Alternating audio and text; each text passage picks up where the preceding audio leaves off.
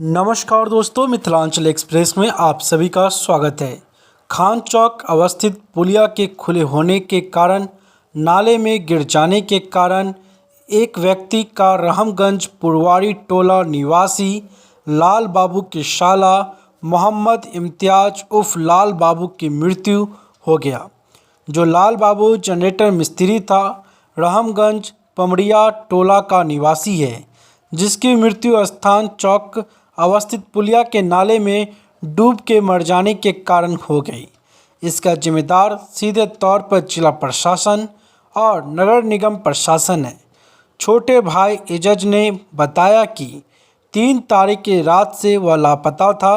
जो तलाश में सब जगह तलाश किया गया लेकिन नहीं मिला।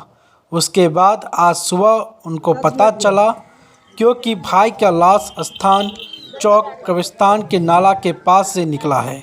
वार्ड 29 के पूर्व पार्षद डॉक्टर मुन्ना खान ने अपने साथियों के साथ मिलकर नाला से उस लाश को बाहर निकाला और प्रशासन को सूचना दिया। उसके बाद प्रशासन ने लाश को पोस्टमार्टम के लिए डीएमसीएच भेज दिया गया और देखने वाली बात होगी आगे किस तरह से कार्रवाई होती है। और सुने वहां पर मौजूद लोगों ने हमारे मीडिया कर्मी से मिलकर क्या कुछ कहा। जी हाँ, आपका सवाल था कि खान चौक पर जो हादसा हुआ, सबसे बड़ी बात है कि खान चौक पर जो हादसा हुआ सीधे तौर पर जिम्मेदार नगर निगम और जिला प्रशासन की है।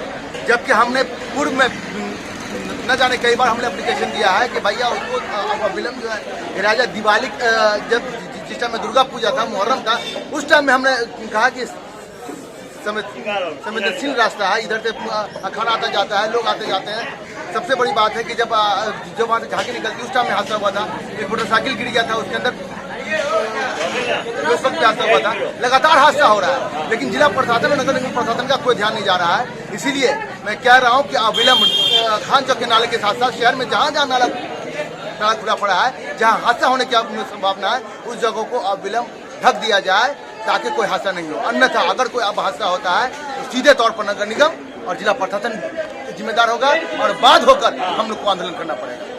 बहुत बहुत धन्यवाद। जी, ये शख्स कौन है जो ऑटो में है खान चौक में जिनकी लाश मिली है? मेरे बड़े भैया है। क्या नाम था उनका? मोहम्मद इम्तियाज। कहाँ घर है उनका? लाल बाबू, रहमगंज पमड़िया टोला। ये कैसे हुआ ये हादसा? कैसे हुआ नहीं कर सकता, नहीं इस चीज़ के बारे में। आपको कितने बजे सूचना मिली? आधा घंटा पौन घंटा पहले।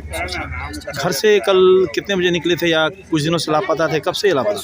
रात से ही लापता था। परसों रात से, यानी 3 तारीख की रात से। कहाँ गए थे ये? काम उम करके वहाँ से निकले, उसके बाद दोबारा घर पे नहीं है। क्या काम कर? सोचे कल कि इसको ढूंढा जाए। उस जगह फ़ोन करके पता किए, मालूम नहीं चला। बोला नहीं है, यहाँ नहीं है, वहाँ मतलब इस तरह का हर जगह से बोला नहीं है।